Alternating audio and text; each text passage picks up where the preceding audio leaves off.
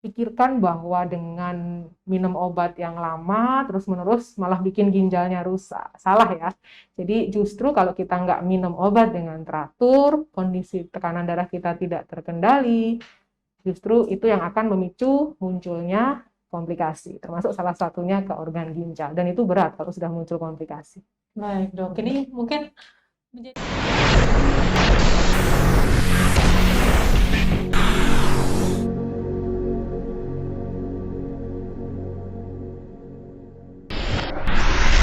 Bismillahirrahmanirrahim. Assalamualaikum warahmatullahi wabarakatuh. Selamat siang sahabat sehat, apa kabar semuanya? Semoga selalu dalam keadaan baik ya. Senang sekali saya Dr. Gadisa kembali menemani Anda di podcast Ngopi Sehat, ngobrol pintar tentang kesehatan. Dan seperti biasa, saya beserta narasumber yang sudah hadir pada siang hari ini akan menemani Anda dengan topik-topik menarik di bidang kesehatan yang tentunya sangat bermanfaat bagi Anda semua. Baik, sahabat sehat. Tepat pada tanggal 17 Mei yang lalu, kita sudah memperingati Hari Hipertensi Sedunia. Penyakit hipertensi atau yang lebih dikenal dengan darah tinggi merupakan penyakit yang kerap dijumpai di orang-orang sekitar kita. Faktanya, menurut data yang dikeluarkan oleh Riset Kesehatan Dasar tahun 2018, prevalensi hipertensi di Indonesia berada di angka 34,1%.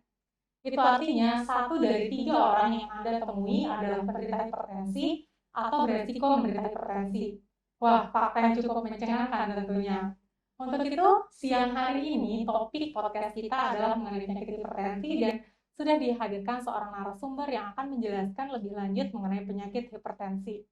Beliau adalah seorang dokter spesialis jantung dan pembuluh darah di RSUD Dr. Raden Sujono Sloh.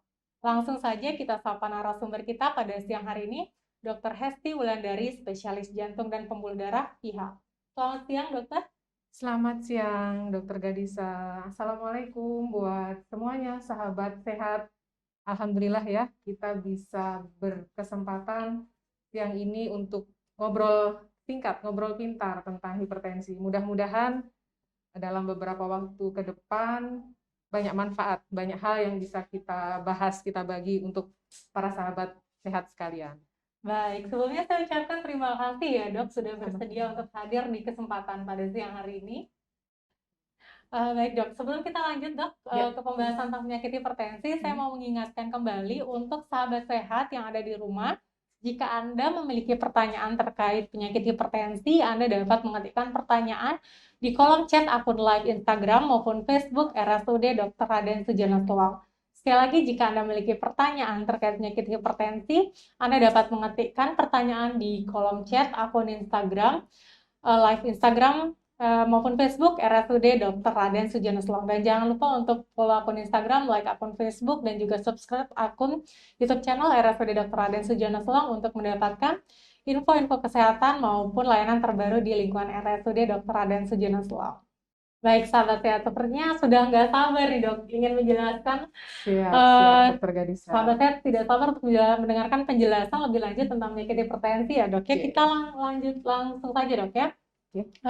Sebelum ke penyakit hipertensi dok, kan penyakit hipertensi dikenal dengan penyakit tekanan darah tinggi. Nah, mungkin Bu Dokter bisa jelaskan sedikit nggak dok, tekanan darah itu apa sih dok? Oke, jadi kalau kita berbicara tentang tekanan darah itu sebenarnya merujuk pada tekanan yang dialami oleh darah yang berada di dalam pembuluh darah arteri pada saat darah itu dipompakan oleh jantung untuk dialirkan ke seluruh tubuh. Nah, dari pengukuran tekanan darah ini, kita biasanya akan mendapatkan 2 hasil pengukuran. Para sahabat sehat sekalian tentu sudah familiar dengan hasil pengukuran tekanan darah yang kita biasa dapatkan berupa 2 hasil pengukuran 2 angka.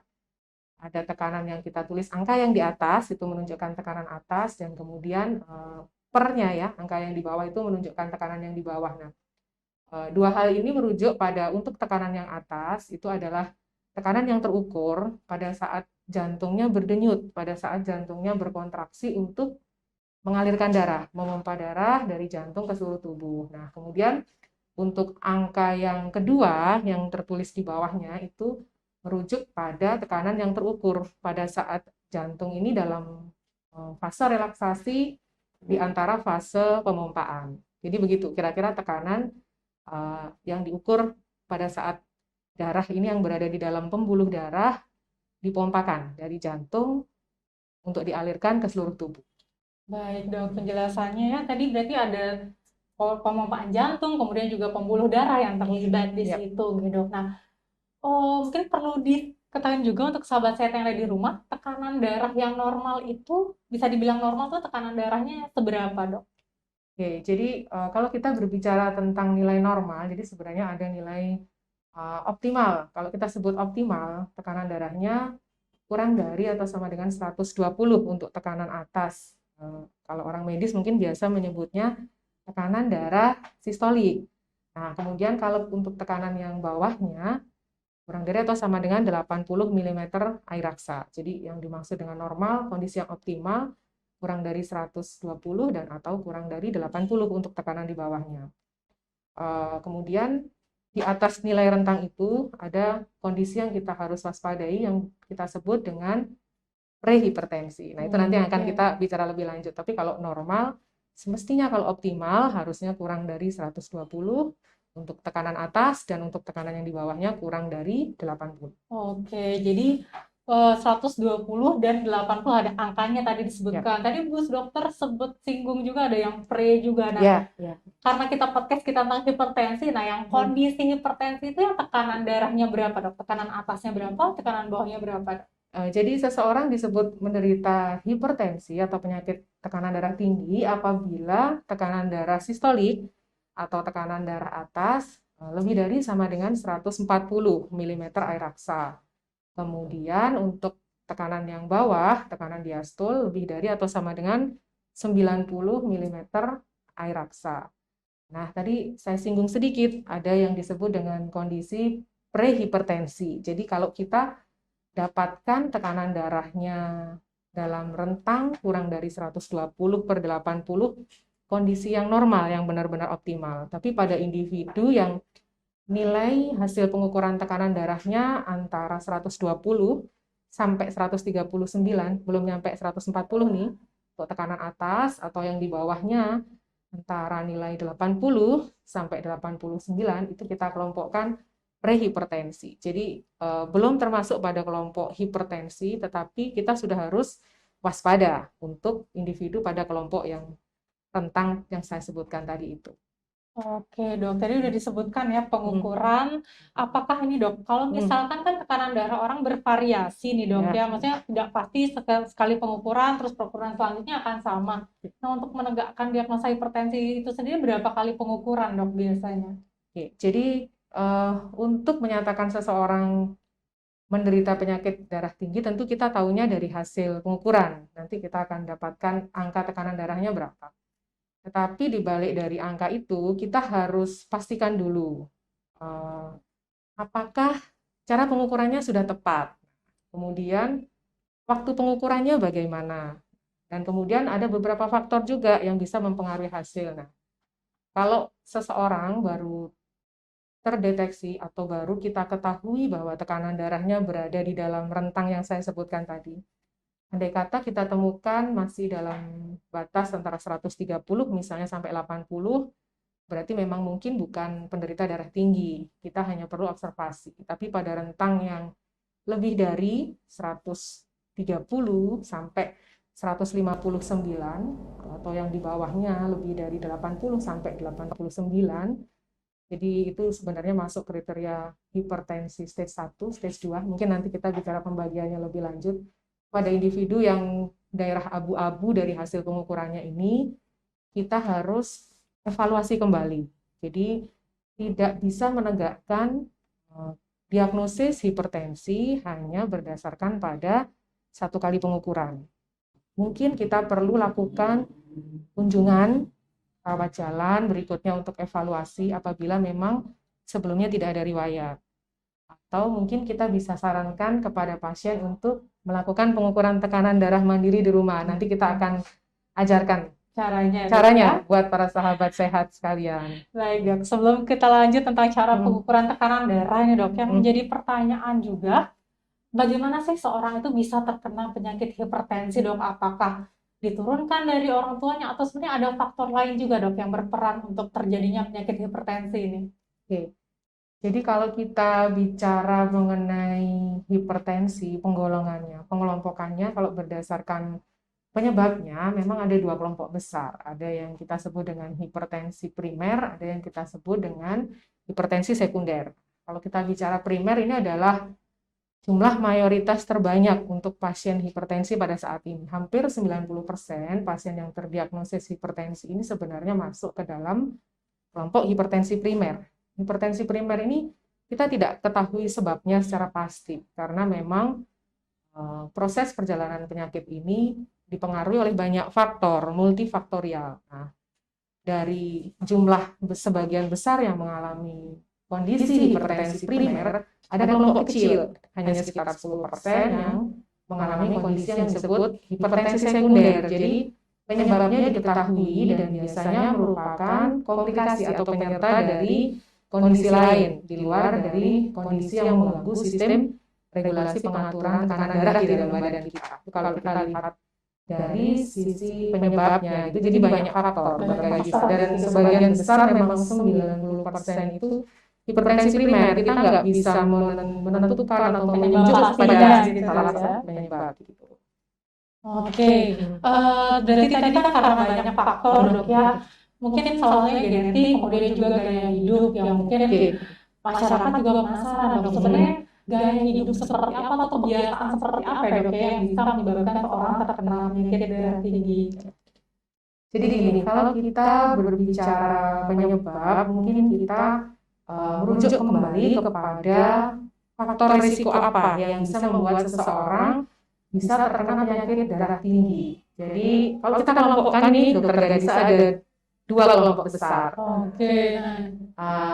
Kelompok yang pertama adalah faktor-faktor risiko yang memang kita secara individu ini tidak bisa kendalikan, tidak bisa kita kontrol. Jadi yang termasuk di dalam kelompok faktor risiko ini antara lain usia, kemudian yang kedua adalah jenis kelamin, yang ketiga adalah genetik yang tadi dokter Gadisa sudah singgung. Jadi kalau usia memang secara umum karena proses penuaan dari organ, otomatis risiko kita untuk mengalami penyakit tertentu akan menjadi lebih tinggi. Kemudian jenis kelamin, nah ini buat sahabat sehat, para bapak-bapak terutama, sayangnya ya data yang ada sampai saat ini menunjukkan bahwa jenis kelamin laki-laki lebih banyak untuk menderita hipertensi. Disebutkan dari data itu 2,3 kali lipat dari para penderita yang itu lebih berisiko. Kecuali nanti kalau misalnya pada wanita yang sudah mengalami menopause karena faktor hormon, nah itu mungkin di masa wanita sudah menopause resikonya itu baru setara dengan laki-laki. Kemudian faktor yang ketiga yang termasuk di dalamnya tidak bisa kita kontrol adalah genetik. Jadi genetik ini dalam artian bukan berarti bahwa penyakit hipertensi itu diturunkan serta-merta kalau orang tuanya dari garis keturunan misalnya ada yang menderita hipertensi, kemudian kita akan selalu menjadi menderita hipertensi di kemudian harinya. Sebenarnya bukan seperti itu, tapi lebih pada pengertian bahwa bila di dalam anggota keluarga kita ada yang menderita hipertensi, maka resiko untuk kita kena itu akan menjadi lebih besar.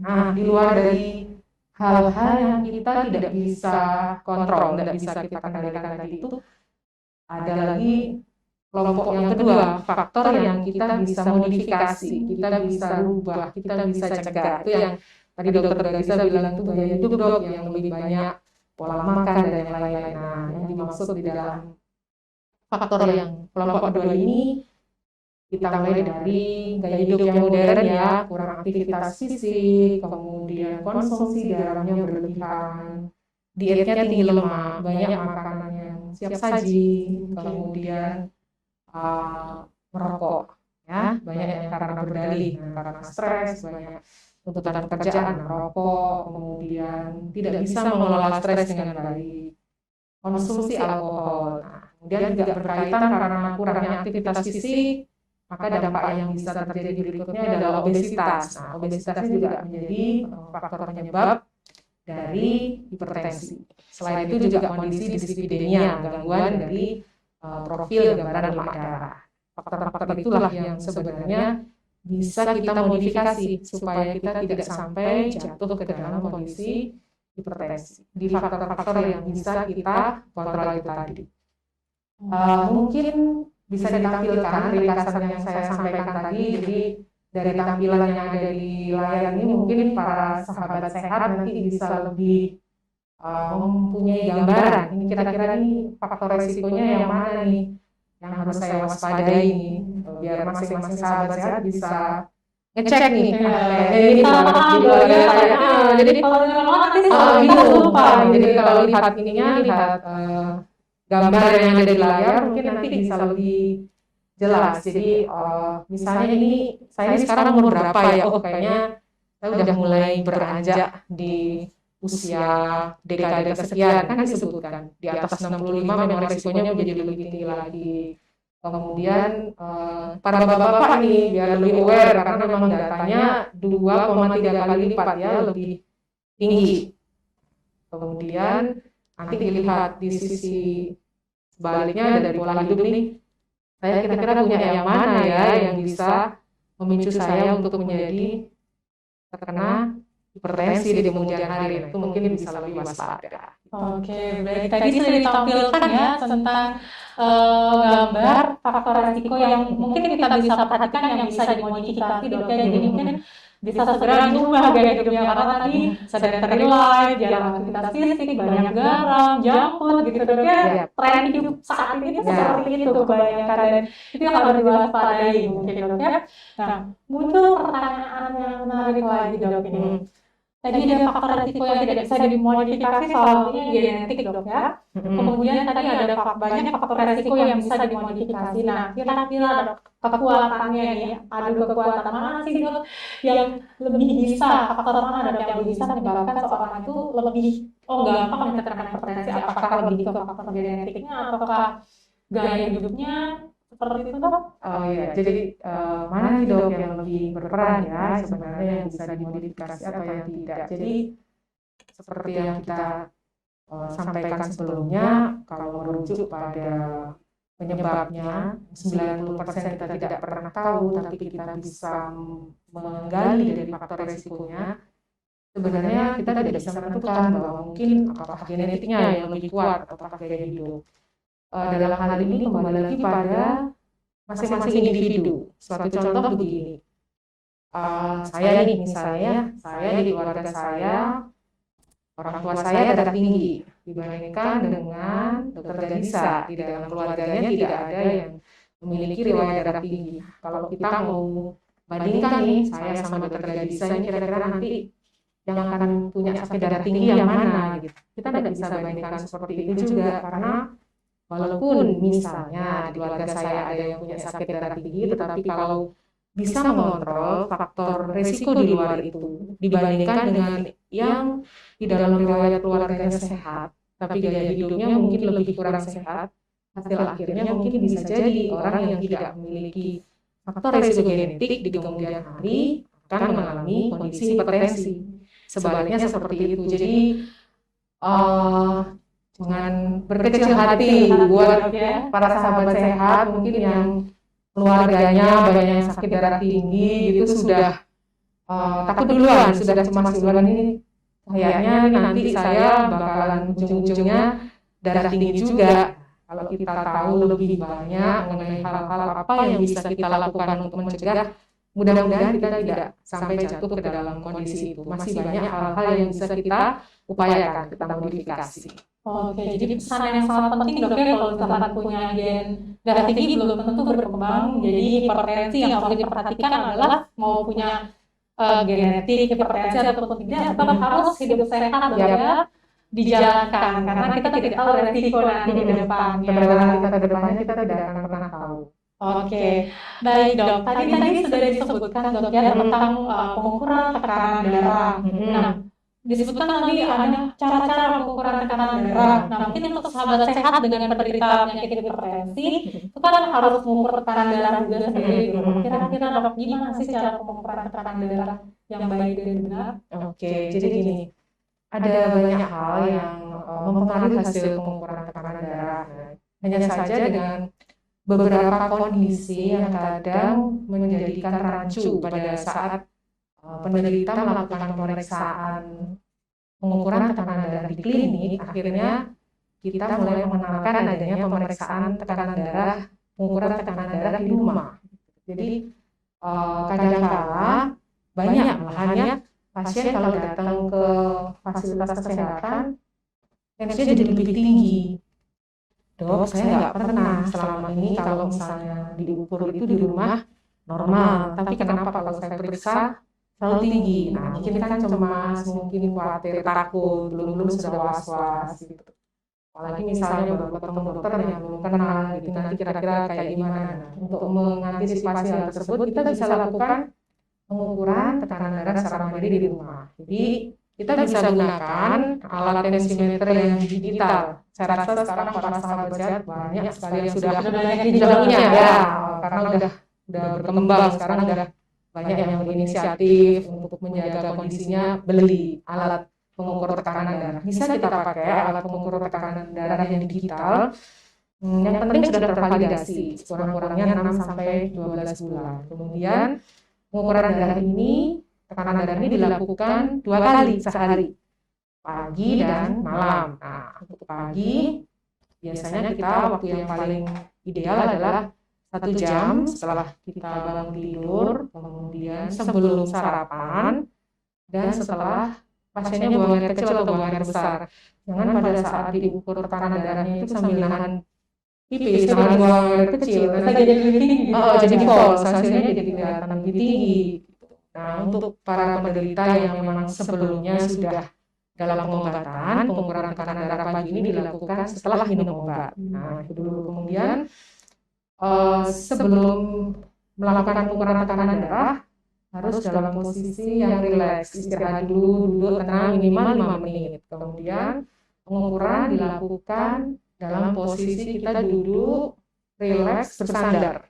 Jadi tidak boleh duduk tegak gini, tapi bersandar pada sandaran kursi. Kemudian posisi kaki ini menampak lantai, tidak boleh menyilangkan kaki, nggak boleh angkat kaki. Jadi kakinya harus benar-benar rata, nampak di lantai. Kemudian lengan ini diletakkan pada posisi yang kurang lebih setinggi dengan dada. Terus manset ini dipasang 1 sampai 2 cm di atas sudut siku. Kemudian jangan terlalu erat, jangan juga terlalu longgar. Biasanya patokan paling gampang adalah 1 jari kita ini masih bisa masuk, tapi nggak maksa, tapi juga nggak longgar. Kemudian usahakan pada saat pengukuran tekanan darah ini gunakan pakaian yang nyaman, yang jangan terlalu tebal. Jadi kalau pakai jaket misalnya pagi hari masih agak dingin, pakai sweater gitu mungkin sebaiknya dihindari dulu ya. Jadi pakai baju yang bahannya agak tipis. Suasana di tempat melakukan pengukuran juga harus nyaman, tenang. Dilakukan dalam kondisi diam, jangan sambil bicara. Itu dilakukan, diukur sebanyak 2 sampai 3 kali untuk pengukuran di waktu pagi hari dengan jeda masing-masing 1 menit. Kemudian pengukuran ini diulang untuk sore hari atau malam hari ya sebelum tidur, sama caranya sebanyak 2 dan 3 kali. 2 sampai 3 kali pengukuran, jedanya juga 1 menit. Nah, jadi para sahabat sehat ini kita minta untuk mencatat hasilnya di dalam catatan. Jadi paling tidak kita rekomendasikan, kita sarankan sekurang-kurangnya dilakukan 7 hari. Nah, nanti kemudian baru setelah datang ke klinik, bertemu konsultasi dengan dokter yang menangani, kita akan diskusikan, kita hitung rata-rata tekanan darahnya berapa dari hasil pengukuran yang dikerjakan di rumah. Itu tadi. Baik dok, berarti memang harus ada upaya mandiri dok ya untuk melakukan pengecekan dan juga pencatatan tadi dok ya, yang penting sekali jadi jangan lupa dicatat selama 7 hari. Dan saya rasa sekarang masyarakat kita sudah lebih paham, lebih cerdas dan lebih aware ya tentunya. Baik dok, tadi sudah dijelaskan tentang pengukuran tekanan darah, tapi mungkin agar lebih jelasnya dok ya, mari kita saksikan video edukasi mengenai cara pengukuran tekanan darah mandiri di rumah secara baik dan benar. Video dari Perhimpunan Dokter Kardiovaskular Indonesia. Mari kita saksikan video edukasinya.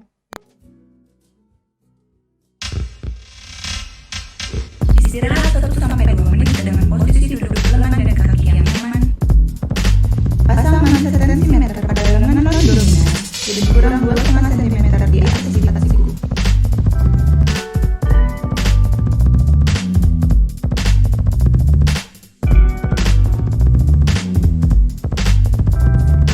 Lakukan pengukuran sebanyak 2 kali dalam jarak 10 menit dan catat kesalahan dari pengukuran tersebut.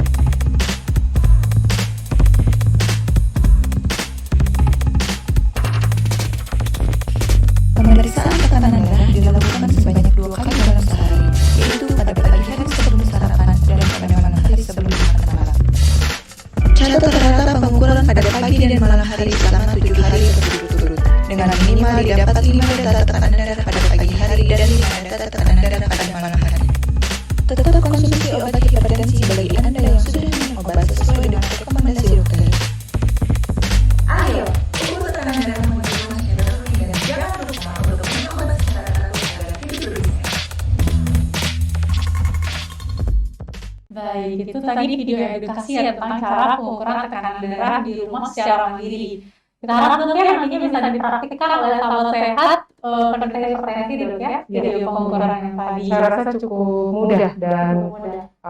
alatnya sekarang juga banyak tersedia. Mudah-mudahan sahabat sehat yang di rumah yang sudah punya alatnya lebih paham sekarang caranya melakukan pengukuran secara mandiri untuk awareness, untuk kesadaran pada dirinya sendiri. Oke, baik dok. Ini kan sekarang lagi digalakan oke untuk pengukuran tekanan darah mandiri gitu kan. Sebenarnya dari usia berapa sih dok kita sudah mulai harus rutin mengecek tekanan darah kita?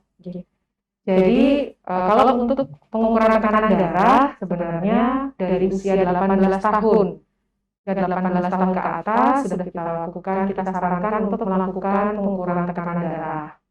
Pada individu yang sehat, usia 18 tahun ke atas yang tidak memiliki faktor risiko sekalipun, setidak-tidaknya pernah melakukan 1 kali pengukuran tekanan darah dalam rentang waktu antara 3 sampai 5 tahun. Nah, kemudian rentang waktu ini bisa menjadi lebih pendek, lebih singkat apabila kita sudah mencapai usia 40 tahun.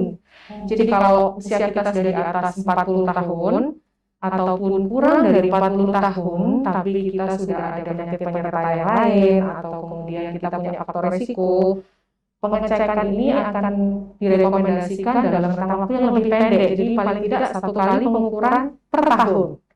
Nah, kemudian dalam kelompok yang berikutnya itu kalau untuk pasien penderita penyakit kronis yang sudah menjalani pengobatan rutin, sudah ada penyakit penyerta, pengukuran tekanan darah ini frekuensinya tentu akan menjadi lebih sering lagi. Nah, sebenarnya ini mungkin upaya yang tidak sulit karena pengukuran tekanan darah ini sendiri sebenarnya kan bagian rangkaian dari pemeriksaan kesehatan secara umum. Kalau kita konsultasi ke pusat pelayanan kesehatan atau dokter keluarga, bahkan untuk tujuan yang bukan sebenarnya screening hipertensi, kita periksa biasa pun pasti selalu dicek tekanan darahnya. Jadi buat para sahabat sehat sekalian mungkin sambil diingat-ingat, oh saya dulu ngecek di usia sekian, tensi saya berapa gitu. Jadi paling tidak ada alarm nih, oh saya harus ngecek lagi kapan kira-kira gitu.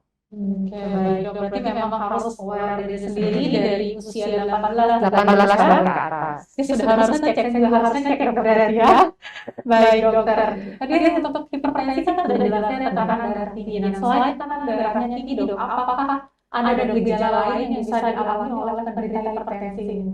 Nah, sayangnya memang yang seperti kita tahu ya, di ramai sudah disebutkan, banyak disebutkan bahwa hipertensi ini adalah silent killer, jadi pembunuh yang diam-diam, pembunuh yang senyap. Jadi kadang-kadang tidak bergejala sampai secara tidak sengaja atau pada saat dalam kondisi yang sudah lanjut baru kemudian diketahui bahwa penderita ini sebenarnya mengalami peningkatan tekanan darah. Jadi spektrum gejalanya itu sebenarnya sangat luas, bisa mulai dari tanpa keluhan sama sekali yang kemudian diketahui kondisi hipertensinya itu dari pemeriksaan yang tidak disengaja dari screening mungkin sampai pada yang bergejala. Nah, gejalanya ini pun juga bervariasi, mulai dari yang mengeluhkan ada yang berdebar, ada yang mengeluh cepat capek, kemudian pusing, sakit kepala, nyeri tengkuk, ada yang mengeluhkan pandangannya agak kabur, rasanya agak berkunang-kunang, kemudian ada juga yang mengeluhkan kadang-kadang dalam kondisi yang ternyata di kemudian hari diketahui bahwa tekanan darahnya meningkat mendadak cukup tinggi, ada komplikasi mimisan. Jadi kadang-kadang nggak sengaja ketahuan berobat ke UGD karena tiba-tiba mimisan. Jadi gejalanya banyak sekali, bervariasi dari mulai yang tidak bergejala sampai yang kita temukan datang ke pusat pelayanan kesehatan sudah dengan gejala yang disertai oleh komplikasi, gejalanya muncul karena komplikasinya. Gitu. Oke, sudah disebutkan ya dok, ya, ada komplikasi dan kalau kita sebut hipertensi orang-orang langsung ngomong komplikasi dan sebenarnya di penyakit hipertensi ini komplikasinya yang muncul bisa apa aja dok? Jadi bisa banyak hal yang kita urut dari atas nih ya, dari darah tinggi yang lama itu bisa menimbulkan komplikasi pada organ otak, kemudian mata, bisa menyebabkan retinopati, gangguan penglihatan, kemudian turun ke bawah jantung, turun ke bawah lagi bisa komplikasi ke ginjal, ke bawah lagi kita bisa mengalami gangguan peredaran darah tepi di anggota darah, kemudian gangguan persarafan. Jadi itu tadi yang paling banyak komplikasi dari hipertensi. Oke, berarti bahayanya hipertensi ini dok ya ternyata bisa kena ke semua organ seperti itu. Nah, muncul lagi pertanyaan dok, was-was mungkin orang yang sudah punya penyakit hipertensi, apakah dok orang yang dengan hipertensi ini pasti semuanya akan muncul komplikasi seperti yang tadi disebutkan dok? Oh enggak, jadi tidak selalu bahwa setiap individu itu akan mengalami komplikasi. Jadi bergantung pada kondisi di manakah pasien itu pertama kali terdiagnosis, kemudian penata laksanaannya setelah itu bagaimana, perubahan gaya hidupnya bagaimana. Jadi hal-hal yang bisa dilakukan untuk mengontrol maupun mencegah perkembangan dan timbulnya komplikasi ini sangat mempengaruhi apakah individu itu nanti akan mengalami komplikasi atau tidak. Jadi tidak selalu bahwa setiap pasien yang hipertensi ini akan kemudian hari akan selalu jatuh mengalami komplikasi, meskipun karena ini sifatnya adalah penyakit kronik ya. Jadi dalam kurun waktu sekian lama pasti akan ada perubahan secara struktur organ. Nah, itu mungkin nanti kita bicara, kita ketahui dari modalitas atau dari alat pemeriksaan penunjang. Tetapi mungkin untuk komplikasi yang berat yang dalam waktu durasi singkat segera muncul mungkin bisa diantisipasi kalau kondisinya terkontrol atau terkendali. Oke, berarti kata kuncinya tadi untuk yang terkontrol mungkin komplikasinya bisa dihindari gitu, seperti itu. Dok, kan nanti akan kita lebih bahas lebih lanjut lagi untuk yang terkontrol. Nah, tadi disebutkan oleh dokter komplikasinya bisa dari otak, kemudian ke mata, ke jantung, ke ginjal, kemudian ke peredaran pembuluh darah perifer. Nah, itu jika mengalami hal-hal yang tadi disebutkan tuh gejala apa dok yang bisa dialami? Jadi gejalanya tergantung pada ke arah mana komplikasi yang diderita oleh pasien ini. Jadi kalau misalnya ke otak, yang paling sering, yang paling dialami stroke. Nah, kalau stroke gejalanya kan juga bervariasi. Nyeri kepala yang mendadak hebat, kemudian adanya muntah misalnya yang terus-menerus karena tekanan di dalam ruang kepalanya meningkat. Kemudian penurunan kesadaran. Kalau berkaitan dengan mata, mungkin dalam kurun waktu tertentu mengalami penurunan ketajaman penglihatan, jadi makin lama kabur, melihatnya nggak jelas gitu. Nah, yang berikutnya kalau jantung nih banyak sekali, dari mulai kelelahan, rasa cepat lelah melakukan aktivitas, mengeluh, nafasnya pendek-pendek, ngos-ngosan, kadang-kadang nyeri dada, kadang dengan aktivitas sedikit sudah berkeringat, bengkak pada anggota gerak kaki terutama, batuk yang berkepanjangan, gelisah, sulit tidur malam hari, nggak bisa tidur dalam posisi yang terlentang, harus tengah duduk. Nah, banyak gejala ya yang muncul.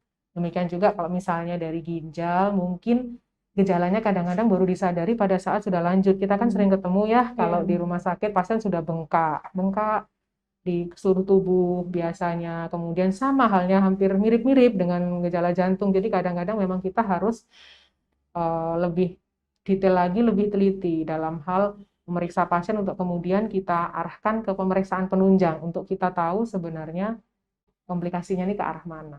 gitu.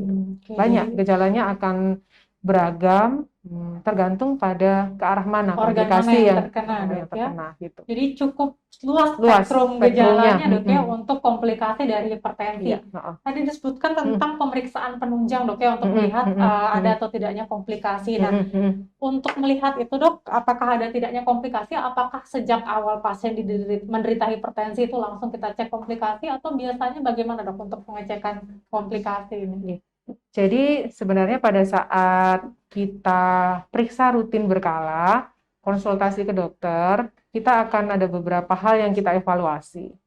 Jadi yang pertama ya dari subjektifnya pasien dulu, keluhannya bagaimana dengan kondisinya yang dialami saat ini. Kemudian apabila sudah mendapatkan pengobatan sebelumnya, respon terhadap pengobatannya bagaimana, keluhannya terhadap pengobatannya bagaimana, kemudian melangkah pada pemeriksaan fisik. Nah, pemeriksaan fisik kita cek tekanan darahnya tentu saja dibandingkan sebelum pengobatan dengan setelah atau dibandingkan dengan kondisi sebelumnya. Kemudian pemeriksaan kondisi tubuh secara umum menyeluruh. Nah, nanti dari situ kemudian kita akan melakukan pemeriksaan. Biasanya awal itu kita lakukan screening. Jadi pemeriksaan, kalau saya karena dokter jantung ya, biasanya protokol pemeriksaannya kita lengkapi untuk mencari komplikasi nih ke arah jantung.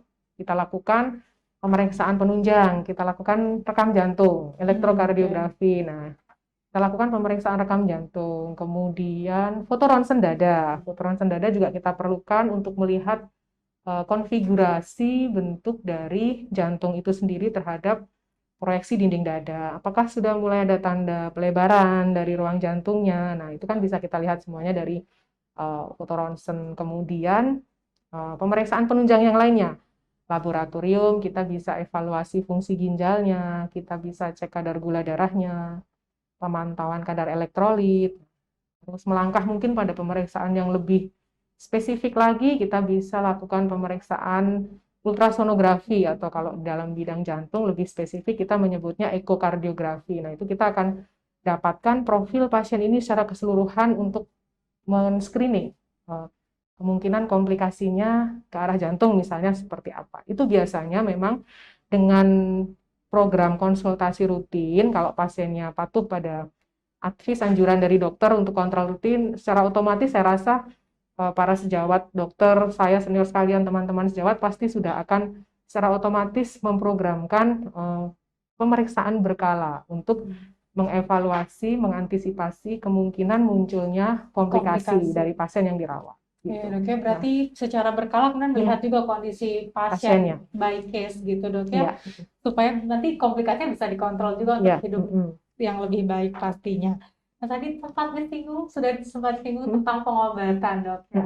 Nah, untuk terapi pada pasien hipertensi sendiri bagaimana, Dok, untuk pengobatannya? Jadi kalau kita bicara pengobatan untuk pasien hipertensi sebenarnya bisa kita bagi ya, lagi-lagi kita bagi di dua kelompok besar. Apakah kita mau terapi non-farmakologi ataukah kombinasi juga dengan terapi farmakologi. Jadi ada dua kelompok besar. Terapi yang bersifat non-farmakologi tanpa obat-obatan, seperti yang kita sampaikan tadi, modifikasi diet, perubahan gaya hidup. Nah, kemudian ditambah lagi dengan terapi obat. Jadi dua hal ini tidak bisa kita pisahkan.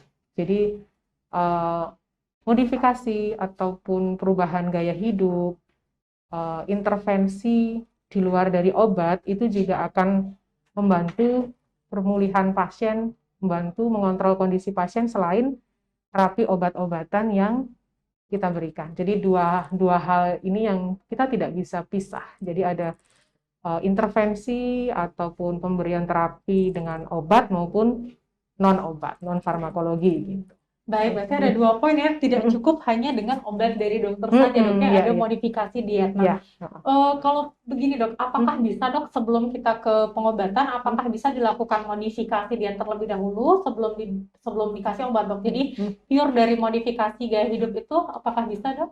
Oke, jadi sebelum kita menentukan kapan ini kita mulai pengobatan, kapan cukup dengan modifikasi gaya hidup atau non-farmakologi terlebih dahulu, kita harus mengelompokkan, mengklasifikasikan dulu bahwa sebenarnya penderita hipertensi ini saat ini berada di dalam kelompok risiko apa. Jadi nanti ada sistem scoringnya.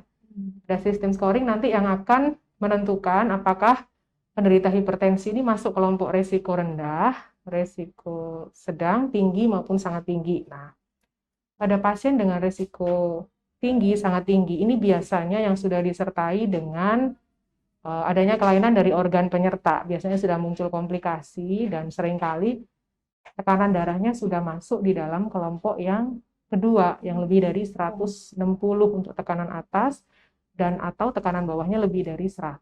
Nah, itu biasanya memang protokolnya adalah langsung kita mulai terapi farmakologi, langsung obat-obatan.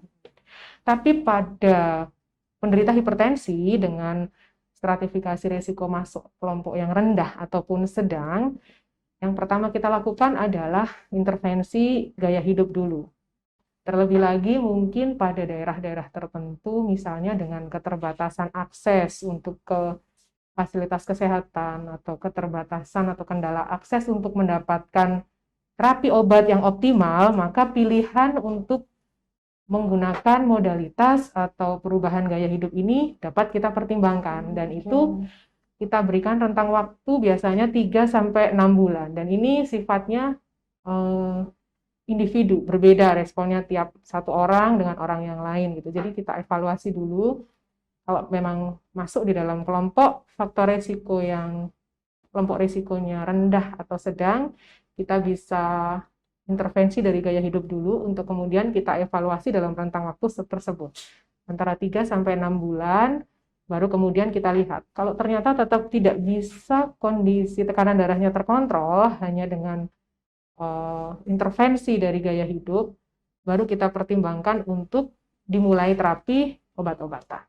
Jadi ada tergantung pada posisi saat ini penderita hipertensi di dalam kelompok risiko yang mana. Itu yang akan menentukan apakah masih ada tempat untuk kita menginisiasi modifikasi dulu ataukah langsung memang harus obat. Karena kan kita tahu Dokter Gadisa, modifikasi gaya hidup itu butuh waktunya lama. Jadi kan merubah kebiasaan itu butuh waktu yang lama. Jadi pasti hasilnya pun nggak bisa dalam tanda kutip instan. Gitu. Kalau obat mungkin kita minum dalam kurun waktu seminggu 2 minggu kita bisa evaluasi nih, terutama dari angka parameter hasil pengukuran tekanan darahnya. Tapi kalau kita bicara gaya hidup itu memang butuh waktu yang lebih lama untuk merubah dari kebiasaan yang kurang baik menjadi yang baik gitu. Nah, itu nanti yang hasilnya akan berbeda mungkin tiap individu yang kita berikan edukasi untuk perubahan gaya hidup. Nanti ada yang dengan perubahan gaya hidup saja sudah cukup untuk mengontrol, berhasil, tapi ada juga yang memang pada akhirnya tetap harus membutuhkan obat. Oke, baik Dok. Jadi harus ditentukan dulu Dok ya, stratifikasi tadi resiko rendah atau resiko tinggi dan harus ditentukan oleh dokter, bukan kita sendiri yang menentukan. Takutnya nanti saya masuk resiko ini, modifikasi gaya hidup sendiri, ngukur sendiri Dok ya. Jadi tetap harus berkonsultasi dengan dokter, itu poin pentingnya Dok ya. Kemudian ada lagi Dok pertanyaan yang paling sering ditanyakan oleh pasien Dok, apakah penyakit hipertensi itu bisa sembuh atau tidak Dok? Ini kayaknya pertanyaan yang banyak sekali Dok. Jadi kalau hipertensi itu istilahnya bukan sembuh, jadi tidak bisa sembuh, itu kan penyakit kronis ya. Jadi istilah yang kita pakai adalah kondisi penyakit yang terkontrol atau terkendali, tapi bukan istilahnya sembuh ya, karena ini penyakit kronis. Gitu Dokter Gadisa jawabannya ya. Berarti memang tidak bisa sembuh, tapi jangan khawatir, bisa dikontrol Dok ya, itu poin pentingnya. Nah, terkait dengan kontrol Dok, kan kalau misalnya pasien hipertensi biasanya akan kontrol ke fasilitas layanan kesehatan terdekat. Itu saya lihat ada yang berbeda-beda Dok waktu kontrolnya, ada yang 2 minggu, misalkan ada yang 1 bulan. Nah itu Dok, kenapa setiap orang tuh bisa berbeda-beda rentang waktu kontrolnya, dan biasanya kalau kontrol apa saja sih Dok yang mesti diperhatikan? Oke, jadi tergantung juga pada banyak hal.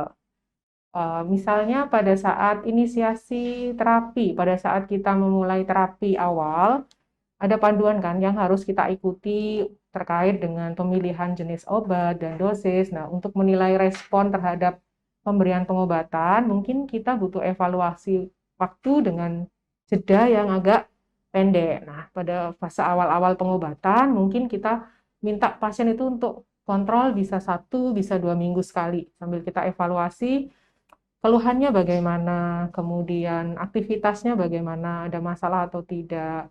Terus kemudian obatnya bagaimana, teratur diminumkah, kemudian pengukuran tekanan darah, sambil juga biasanya datang konsultasi rutin berkala itu di tahap-tahap awal adalah sekaligus untuk mengumpulkan data. Jadi kita lakukan pemeriksaan bertahap. Jadi sekaligus pasiennya kontrol, sekaligus kita sambil melengkapi data, Dokter Gadisa. Jadi kontrol pertama kita programkan mungkin, oh ini untuk sesi konsultasi dan dilengkapi dengan pemeriksaan rekam jantung misalnya. Nanti kontrol berikutnya evaluasi sambil kita screening dari hasil pemeriksaan laboratoriumnya. Nah, seperti itu. Jadi kalau di tahap awal mungkin kita minta para penderitanya itu kontrolnya dalam rentang waktu yang lebih pendek. Tapi pada kondisi yang sudah terkendali, mungkin rentang waktunya bisa diperpanjang, bisa 1 bulan sekali gitu. Jadi tergantung di tahap mana pasien ini. Kalau tahap awal pengobatan, pastinya kita butuh waktu evaluasi kan, jadi kontrolnya jaraknya akan dekat-dekat. Tapi kalau sudah terkendali kondisinya, sudah kita temukan padanan obat, kemudian pasiennya sudah bisa adaptasi, perubahan gaya hidup, lebih bagus kondisinya, mungkin rentang waktu durasinya bisa kita perpanjang. Oke, baik dok. Ini pertanyaan selanjutnya masih terkait kontrol juga dok. Ini sering saya perhatikan banyak terjadi di lapangan dok, di pasien-pasien hipertensi. Mungkin merasa, kalau kontrol lama, ngantri, lama apa, jadinya karena tahu obatnya sering beli obat sendiri nih dok justru. Nah, kira-kira nih dok, boleh nggak sih dok penderita hipertensi atau pasien hipertensi ini beli obat sendiri karena merasa sudah tahu obatnya gitu dok? Oke, jadi gini, kalau kita berbicara tentang obat, akan banyak hal yang terkait di dalamnya. Dosisnya, kemudian waktu pemberiannya, kombinasinya, efek samping yang mungkin muncul, kemudian apakah ada kondisi lain yang juga mengharuskan penderitanya itu mengkonsumsi obat lain tertentu yang mungkin saja berinteraksi dengan obat yang kita berikan. Jadi berdasarkan pertimbangan hal-hal tersebut, saya rasa sebaiknya tetap untuk obat dikonsultasikan dengan dokter yang merawat. Tidak kita tentukan sendiri, sebaiknya seperti itu. Walaupun misalnya ya Dokter Gadisa tadi sebutkan, obatnya nih setiap bulan dapatnya itu aja nih, 2 macam, 3 macam. Tetapi dalam hal kontrol, pemeriksaan berkala, dokternya kan tentu akan melakukan evaluasi. Ini sudah mencapai istilahnya terapi yang optimal, sudah on top treatment gitu. Jadi ini udah terapi optimal, sudah benar-benar bisa mengontrol tekanan darahnya di dalam rentang yang normal, terkendali. Nanti kita dokternya itu biasanya punya program. Ini perlahan-lahan kita harus sesuaikan dosis, atau kita akan adjusting dosis, atau kita akan kurangi jumlah kombinasi obatnya. Gitu. Karena berkaitan dengan pengobatan jangka panjang itu kadang-kadang kan memang menimbulkan kebosanan tuh pada pasien ya. Banyak pasien-pasien yang akhirnya itu jatuh dalam kondisi tidak terkendali itu karena menghentikan sendiri pengobatan, bosan minum obat. Nah, hal-hal seperti itu sebenarnya bisa didiskusikan kalau kita kontrol nih ke dokternya. Jadi diprogramkan obatnya, dievaluasi, mungkin diturunkan dosisnya pada saat kondisinya sudah terkendali. Nah, hal-hal seperti itu kan perlu penilaian klinis. Nah, itu yang mungkin menjadi kendala sebenarnya kalau pasien mengatur sendiri obatnya. Jadi saya rasa tetap konsultasi kepada dokter yang merawat. Oke, berarti bahaya dok ya kalau beli obat sendiri meskipun tahu obatnya belum pasti itu obatnya sudah bisa menyebabkan tensinya terkontrol dok ya. Justru salah bisa nanti tensinya tidak terkontrol, muncul komplikasi, muncul kesakitan yang lebih parah lagi seperti itu dok ya. Jadi buat sobat sehat di rumah nih yang penderita hipertensi kemudian punya kebiasaan untuk membeli obat sendiri tidak kontrol ke dokter, sobat segera dihentikan dok ya, stop dan segera kontrol tekanan darah Anda dan minum obat yang rutin dari dokter tentunya. Nah, untuk obat hipertensi sendiri dok, tadi kan disebutkan juga banyak yang tidak bergejala dok ya, jadi tidak tahu tekanan darahnya tinggi. Apakah boleh nggak dok ini pasiennya tuh minum obat pada saat dia ada gejala saja dok? Jadi kalau nggak ada gejala ya udah saya nggak minum obat seperti itu. Boleh nggak dok seperti itu? Jadi begini, pengobatan darah tinggi karena penyakit kronis pasti akan berlangsung dalam rentang waktu yang lama. Tujuan dari pengobatan ini sebenarnya adalah membuat kondisi pasien ini dalam kondisi yang terkontrol, terkendali, stabil nih. Dalam kondisi yang anteng lah, rentangnya stabil. Harapannya seperti itu. Kalau minumnya hanya pada saat bergejala, setelah itu bagus, kemudian stop, berarti pasien ini akan risiko mengalami kondisi yang fluktuasi, naik turun gitu. Justru kondisi yang naik turun seperti ini yang malah lebih berbahaya karena akan lebih memicu. Jadi misalnya kontrol ke dokter, tensi 180 per 120, diberikan obat misalnya 10 hari, diminta kontrol misalnya. Terus kemudian di rumah kebetulan punya alat pengukur tensi sendiri. Nah, diukur nih, oh sudah 140 per 100, badan sudah enakan, sudah nggak pusing, tengkuk sudah nggak sakit, gitu. Pandangannya sudah enak, udah bisa bekerja kembali mungkin, ya sudahlah, nggak usah minum obat gitu. Nah, kondisi seperti itu akan mungkin berulang. Nanti jeda berapa waktu kemudian akan melonjak lagi. Justru kondisi yang fluktuatif naik turun itu yang justru nanti akan membahayakan pasien karena itu justru bisa memicu timbulnya komplikasi lebih cepat. Jadi obat tetap dikonsumsi untuk mengontrol kondisinya. Jangan hanya diminum pada saat kita temukan kondisi yang menurut pasien bergejala. Oke, baik dok. Berarti tetap harus diminum dok ya, karena tadi tidak bisa sembuh, hanya bisa dikontrol, berarti harus tetap dikontrol setiap hari, begitu dok ya. Jadi jangan sampai stop obat sendiri ya, harus tetap dengan anjuran dokter.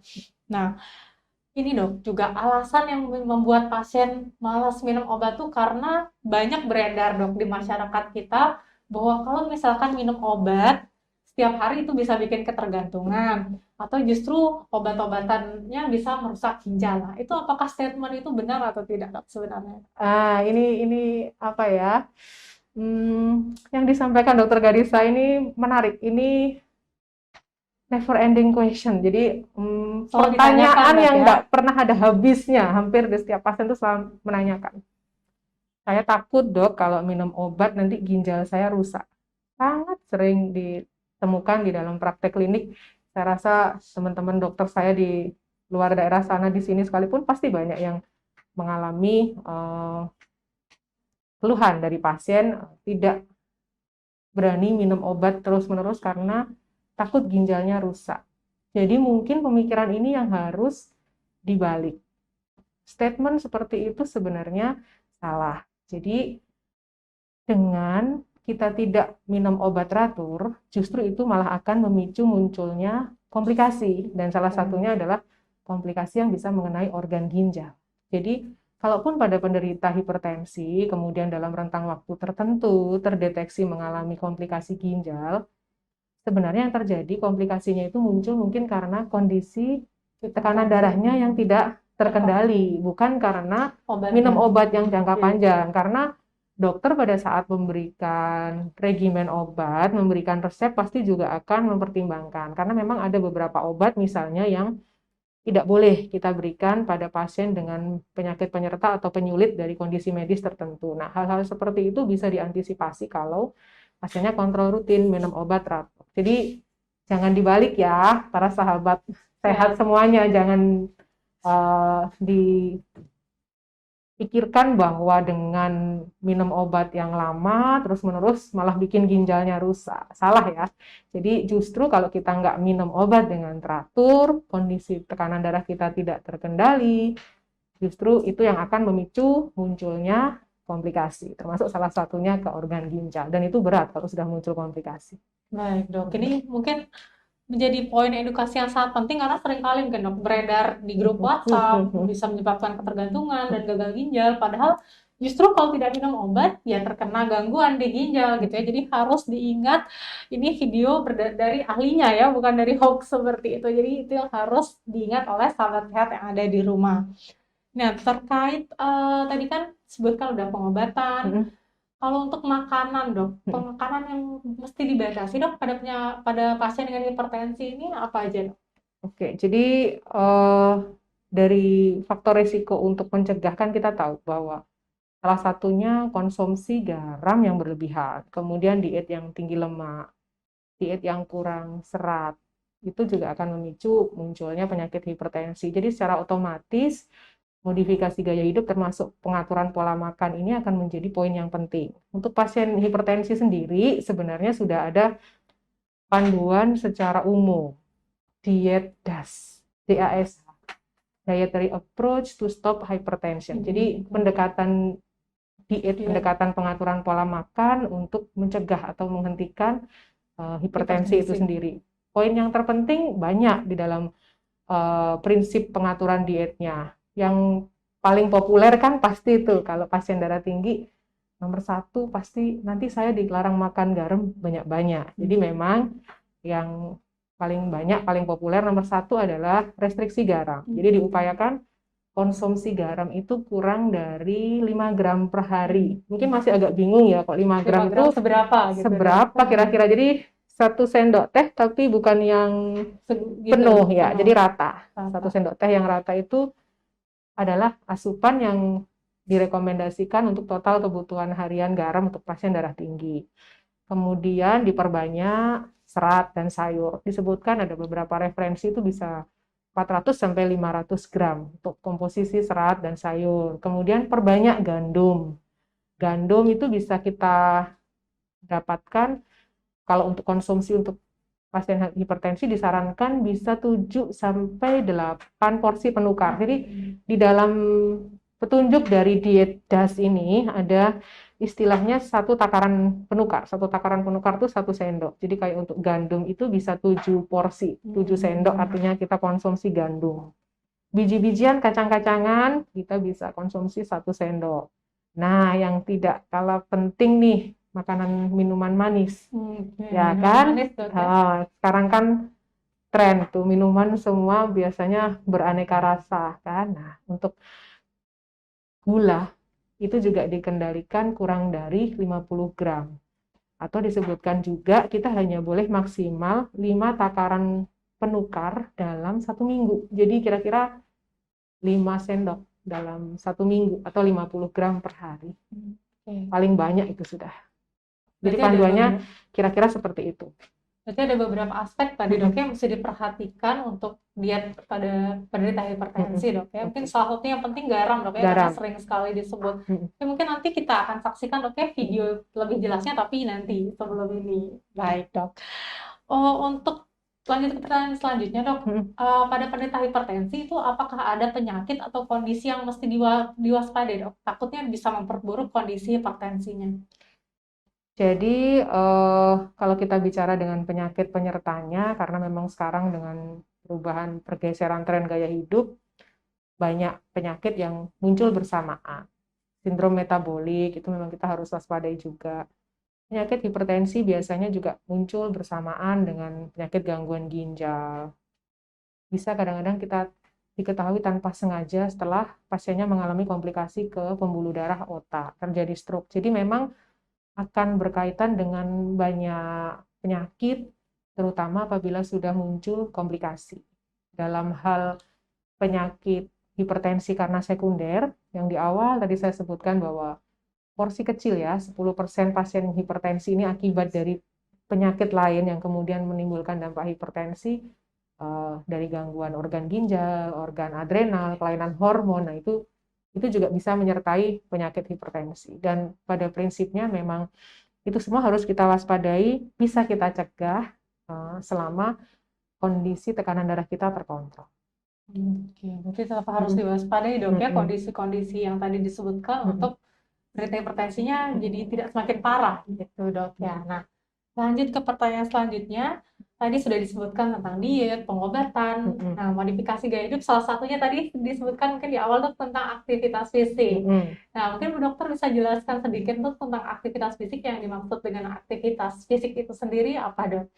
Jadi kalau kita berbicara aktivitas fisik untuk pasien hipertensi, yang dimaksud itu adalah aktivitas yang kita lakukan secara rutin, kontinu, sekurang-kurangnya 30 menit setiap hari kita bergerak aktif tubuh kita. Nah, itu dengan aktivitas fisik yang rutin kita lakukan setiap hari, studi itu menunjukkan itu bisa membantu menurunkan tekanan darah sampai 5 mm air raksa. Udah ada Jadi studinya berarti ya, dok ya? jadi bayangkan misalnya tensi kita 150 dengan kita rajin beraktivitas bergerak 30 menit saja setiap hari kita luangkan waktu tanpa intervensi apa-apa. Dari studi itu kita bisa mencapai penurunan tekanan darah 5 poin, 5 angka dari tekanan darah yang terukur sebelumnya. Jadi banyak manfaatnya dari beraktivitas fisik ini. Tapi tentu saja untuk beraktivitas fisik ini nanti kemudian kan akan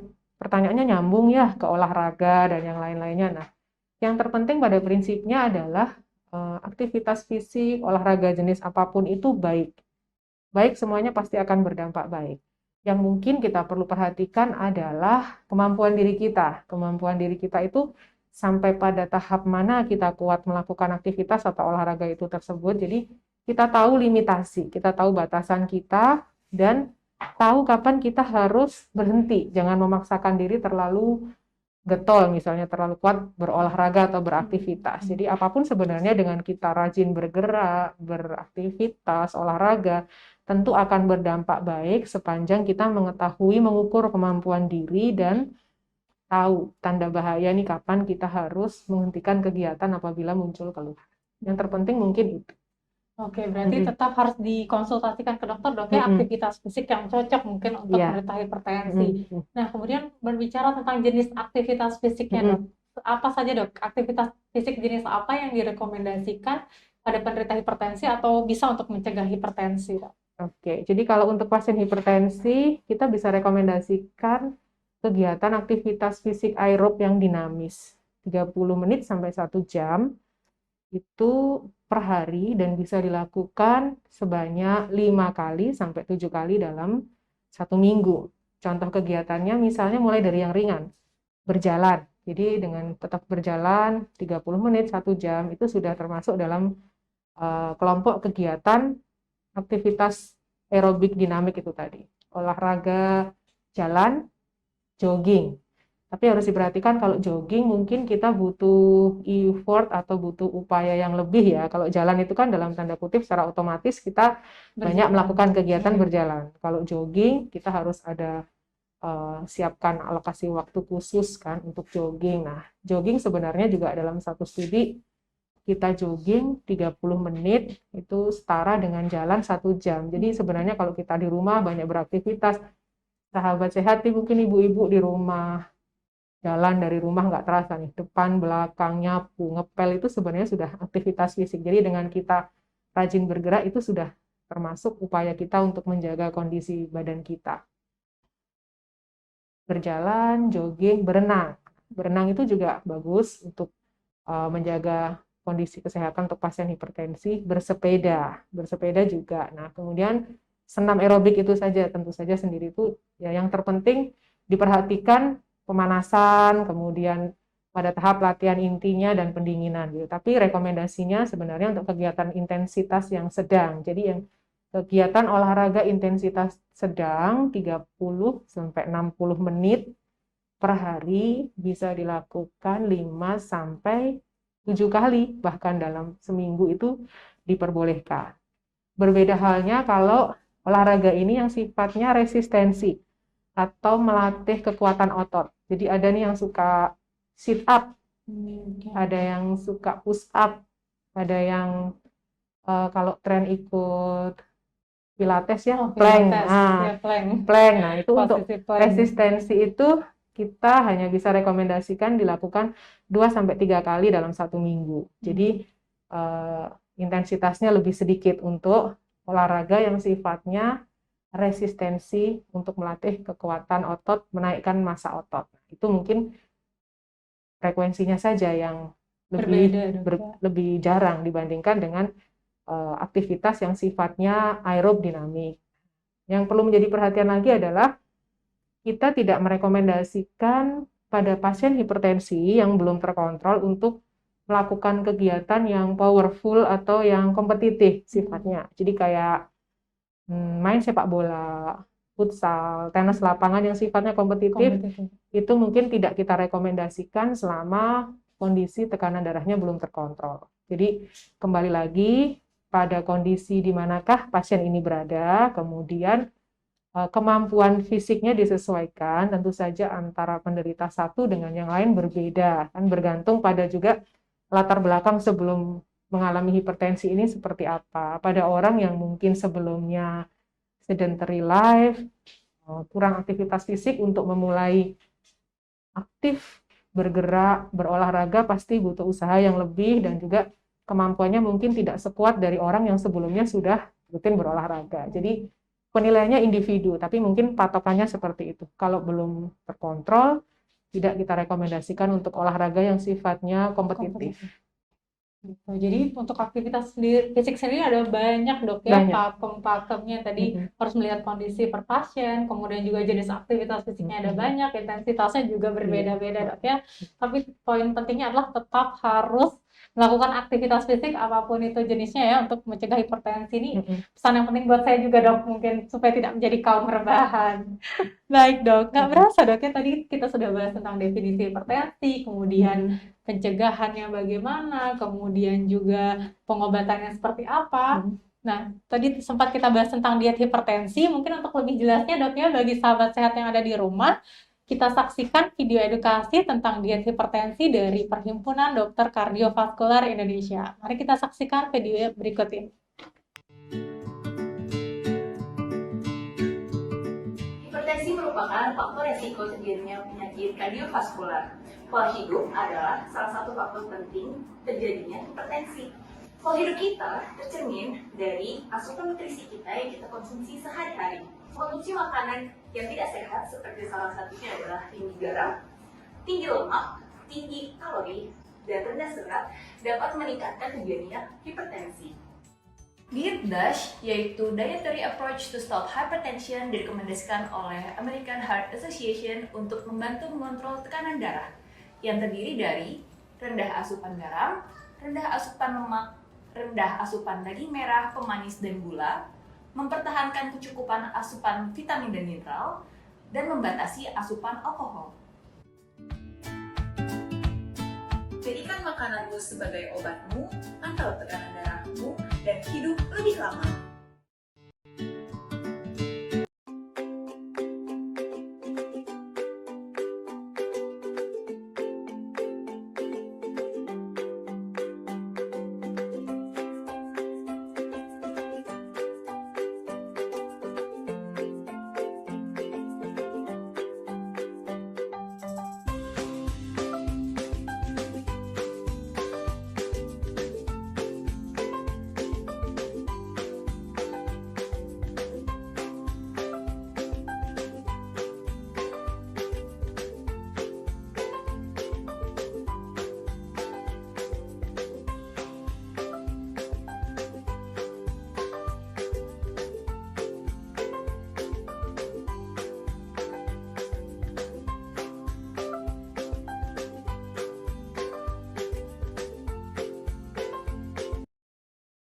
Baik, sahabat sehat, kita kembali lagi. Di sini sudah ada beberapa pertanyaan dari sahabat sehat yang ada di rumah.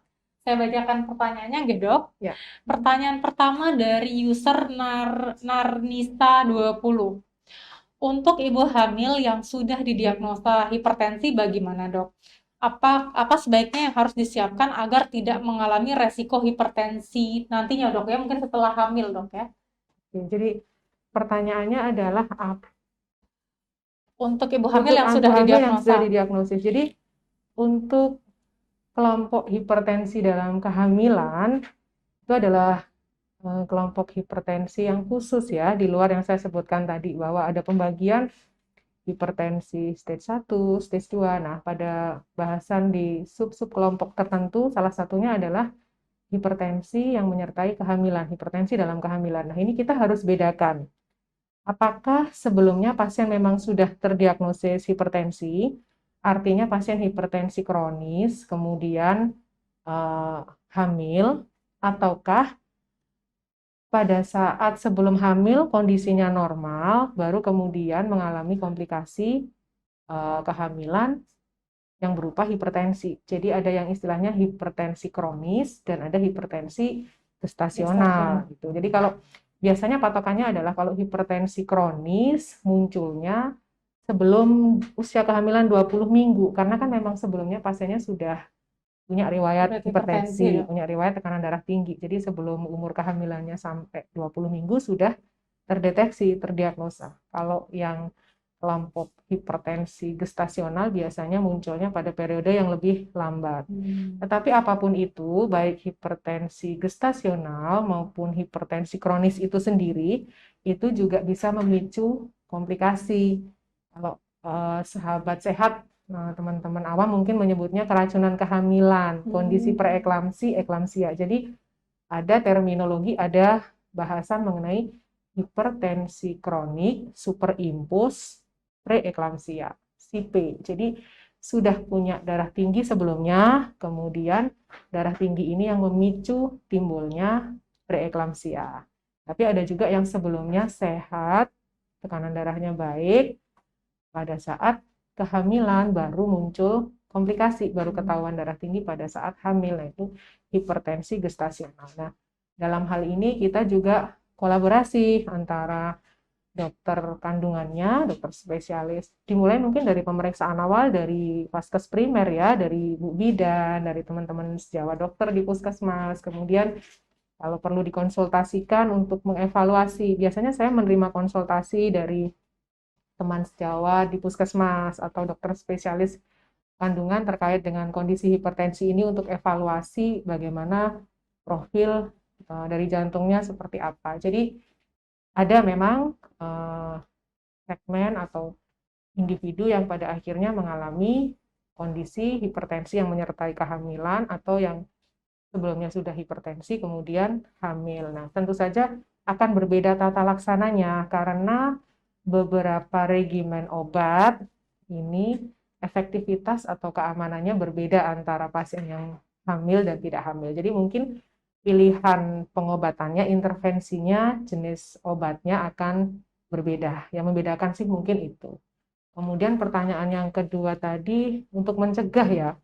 Sebenarnya kalau untuk pencegahan itu sifatnya secara umum, jadi seperti panduan yang telah kita bahas sebelumnya, mulai dari perubahan pola hidup, pola makan, pengaturan konsumsi garam, diet lemak yang terkontrol, kemudian kalau ibu-ibu mungkin jarang ya di sini merokok, tapi kalau di kota besar mungkin yang lebih modern merokok itu juga mungkin harus diperhatikan.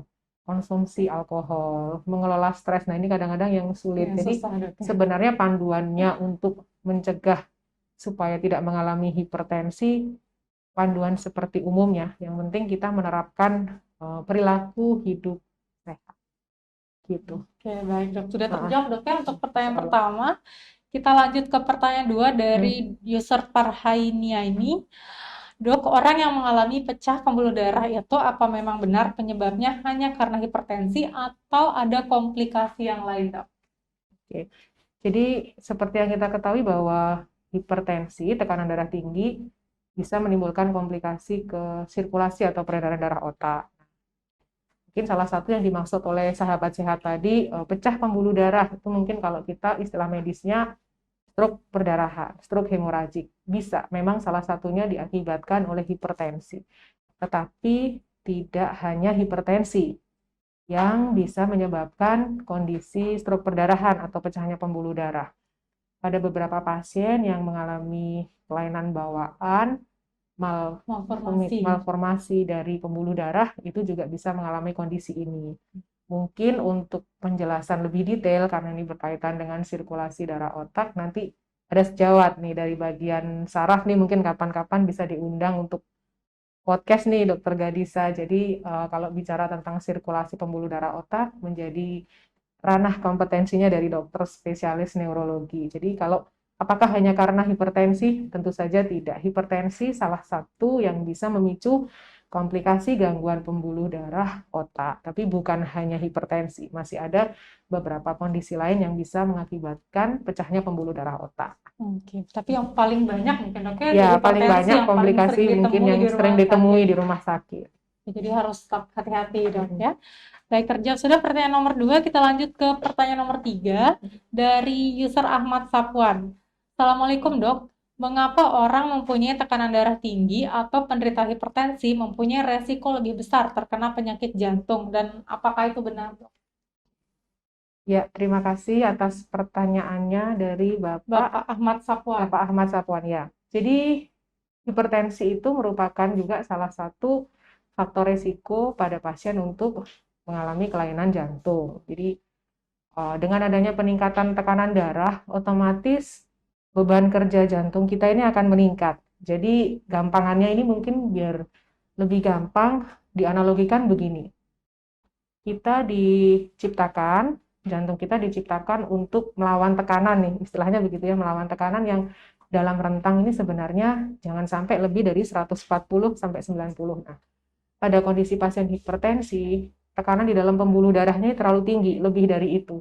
Otomatis jantungnya itu harus bekerja lebih ekstra, lebih keras. Jadi sama halnya dengan orang yang kemampuan misalnya angkat bebannya nih cuman kuat sebenarnya di 5 kilo, tapi mau tidak mau dipaksa untuk angkat sampai 10 kilo. Apakah mampu? Ya, dengan proses adaptasi mampu. Sama halnya dengan jantung, bahwa untuk menimbulkan komplikasi ini tentu tidak serta-merta. Ada tahapannya sampai pada batas tertentu di mana jantung ini sudah tidak bisa beradaptasi lagi terhadap perubahan dari kondisi tekanan darah yang berlangsung dalam waktu yang lama dan tinggi terus-menerus. Nah, itu mungkin di saat kemampuan adaptasinya itu sudah hilang, sudah tidak mampu lagi jantung, pada saat itulah akan mulai muncul dirasakan keluhan sebagai akibat komplikasi dari darah tinggi terhadap organ jantung. Pasiennya mulai ngos-ngosan, mulai cepat capek, nafasnya pendek-pendek, nggak kuat jalan, cepat sekali berdebar. Nah, seperti itu tadi tentu butuh proses. Jadi memang benar bahwa penyakit hipertensi ini bisa memicu timbulnya masalah komplikasi di jantung, organ jantung. Oke. Tadi sudah cukup terjawab ya bagaimana prosesnya, Dok, ya, untuk terjadi komplikasi di jantung. Lanjut kita ke pertanyaan terakhir dari user Mita. Bapak saya sudah mengalami hipertensi sudah lama, Dok. Umurnya 60 tahun. Setiap tekanan darah tingginya naik, beliau selalu minum amlodipin. Apakah aman, Dok, atau seharusnya bagaimana? Ini kata kuncinya setiap tekanan darah tingginya naik, Dok. Nah, ya, ini kembali lagi tadi Dokter Gadisa sudah menyinggung ya, menanyakan bagaimana kalau misalnya pasien hanya minum obatnya pada saat muncul gejala atau pada saat tensinya naik. Jadi itu akan memicu kondisinya menjadi tidak stabil, fluktuatif, naik turun. Justru variasi tensi yang kadang terlalu tinggi, kadang rendah gitu, itu justru memicu munculnya komplikasi. Jadi yang perlu dipahami oleh penderita hipertensi seperti bapaknya Ibu Mita. Nah, misalnya nggak mau minum lagi karena tensinya normal. Nah, ini mungkin kita harus berikan pengertian bahwa tekanan darahnya ini berada di dalam rentang nilai yang normal ini dengan dibantu obat, dengan menjaga pola hidup, pola makan, aktivitas. Begitu semuanya itu kita hentikan, karena memang kita sudah mengalami kondisi penyakit ini, pasti suatu saat lambat laun akan kembali lagi pada kondisi awal. Nah, justru kondisi yang naik turun yang tidak stabil ini yang justru memicu cepat timbulnya komplikasi.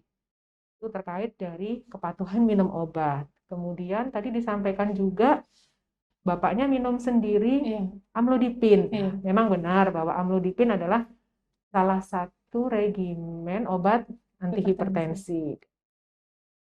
Lagi, apakah sebenarnya satu macam obat ini saja sudah cukup untuk mengontrol kondisinya bapaknya? Jadi banyak hal yang berkaitan dengan pemilihan obat. Bisa jadi dengan obat amlodipin saja sebenarnya belum cukup juga untuk mengontrol kondisi tekanan darahnya. Beberapa pasien itu memerlukan kombinasi obat. Pada pasien yang terdiagnosis hipertensi stage 2, lebih dari 160 mm air raksa untuk tekanan sistoliknya, dan atau lebih dari 100 untuk tekanan diastoliknya, itu rata-rata pengalaman dari klinis itu membutuhkan lebih dari satu jenis obat. Dan tentu saja itu akan butuh pengaturan dosis.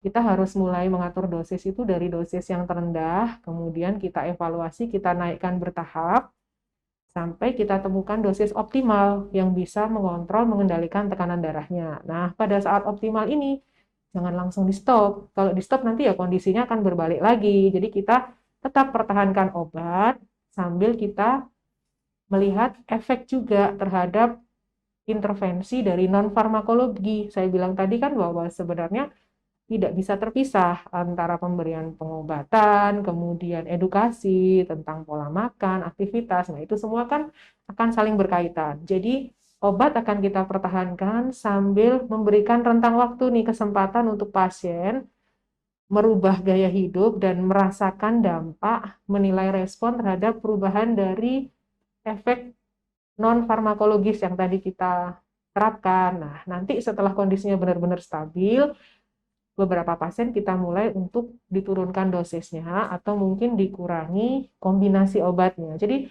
tidak tidak menutup kemungkinan bahwa untuk pasien yang dulunya pun tensinya tinggi dengan keteraturan minum obat, pengaturan diet, dan lain-lain yang termasuk di dalam perilaku sehat tadi, pada akhirnya bisa menggunakan dosis yang sekecil mungkin ataupun jumlah jenis atau kombinasi yang sesedikit mungkin sudah bisa mengontrol tekanan darahnya. Jadi yang kita harapkan dari pasien sebenarnya itu adalah kita temukan dosis optimal, dosis terkecil, dan paduan atau padanan kombinasi obat yang seminimal mungkin yang bisa mengontrol kondisi pasien. Nah, ini kan berkaitan dengan pengobatan jangka panjang. Mungkin begitu jawabannya. Jadi tidak hanya kita bahas dari sisi kepatuhan, keteraturannya, kemudian hal-hal yang memicu komplikasi, tapi juga berkaitan dengan pemilihan jenis obatnya, dosisnya, kombinasinya. Jadi banyak hal. Saya sarankan sih untuk Segera kontrol bapaknya Ibu ya. Mita kontrol, dan sekarang kontrolnya nggak usah jauh-jauh, nggak harus ke rumah sakit Selong. Jadi ke pusat layanan kesehatan yang terdekat, ke fasilitas kesehatan primer, di sana para dokternya sudah siap membantu dan sudah berkompeten untuk menata laksana hipertensi ini sebenarnya sampai tuntas. Andai kata hampir semua pasien darah tinggi ini bisa terkontrol di vaskes primer, mungkin yang akan datang ke rumah sakit kita nih sebagai rumah sakit pusat rujukan mungkin bisa berkurang. Jadi datang mungkin hanya sifatnya screening untuk mengevaluasi apakah sudah muncul komplikasi dan pada kasus-kasus yang lanjut, dan sebenarnya itu bisa dicegah selama dari hulunya ya, dari pangkalnya itu sudah bisa terkendali. Begitu kira-kira penjelasannya. Jadi untuk kontrolnya tidak mesti ke rumah sakit, bisa ke puskesmas. Takutnya Bisa. mungkin karena jauh sehingga malas untuk kontrol ke puskesmas. Jadi untuk Ibu Mita disarankan untuk segera kontrol dok ya ke fasilitas layanan kesehatan terdekat. Baik, pertanyaan sudah habis dok, nggak berasa dok, sudah 1 jam kita bahas mengenai hipertensi. Tapi sebelum kita tutup dok, mungkin ada pesan yang ingin disampaikan sebagai seorang dokter spesialis jantung dan pembuluh darah untuk pasien hipertensi dok. Oke, terima kasih Dokter Gadisa. Jadi mungkin rangkuman dari ngobrol sehat, ngobrol pintar kita hari ini, bahwa kondisi hipertensi, kondisi tekanan darah tinggi ini adalah kondisi yang sangat banyak kejadiannya, kemudian kita bisa cegah melalui perilaku hidup sehat, pola makan yang baik, dan ini kita bisa aplikasikan dengan singkatan yang mungkin lebih bisa diingat-ingat nih untuk sahabat sehat sekalian, cerdik. Jadi kita bisa melakukan upaya pencegahan dengan cerdik. Yang pertama adalah cek kesehatan Anda secara berkala. Kemudian enyahkan rokok. Para bapak-bapak, sahabat sehat ya, enyahkan rokok. Kemudian kita harus rajin melakukan aktivitas fisik harian. Kemudian kita terapkan pola diet yang sehat dan seimbang. Kemudian istirahat yang cukup. Usahakan tidur istirahat yang cukup dan berkualitas. Kemudian yang terakhir ini adalah kelola stres. Mudahan dengan cerdik kita bisa mencegah penyakit hipertensi. Dan untuk para sahabat sehat yang memang mungkin saat ini sudah bukan pada tahap mencegah karena sudah menderita, mungkin jangan berkecil hati, tetap semangat karena kita tetap bisa mengontrol tekanan darah kita ini supaya hidup kita lebih sehat, lebih bahagia, dan bermanfaat untuk orang-orang, keluarga, dan sahabat-sahabat di sekitar kita. Jadi tetap semangat buat yang sudah terdiagnosis menderita hipertensi, jangan putus asa, ikuti anjuran dokter Anda.